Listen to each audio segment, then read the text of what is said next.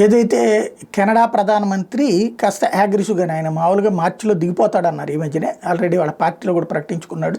ఆయన ప్రజాదరణ తగ్గిపోయింది, ఆయన ఉంటే కనుక శాంతం పావు వంతు సీట్లు కూడా వచ్చేటటువంటి పరిస్థితి లేదన్నట్టు తెలిసింది. ఇప్పుడు కెనడా ప్రధానమంత్రి జస్టిన్ ట్రూడో అమెరికా ఏదైతే కెనడా మీద 20% టారిఫ్లు వేసిందో దానికి ప్రతిగా 25% అమెరికా మీద వేస్తానని ప్రకటించాడు.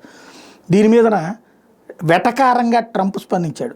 Please explain to governor Trudeau of Canada that when he puts on retaliatory tariff on the US, our reciprocal tariff will immediately increase by a like amount.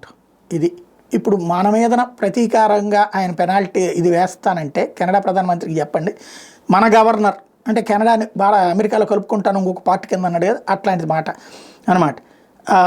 అతనికి చెప్పాల్సింది ఏదో చెప్పండి అని చెప్పేసి కాస్త ఘాటుగా స్పందించినటువంటి పరిస్థితి.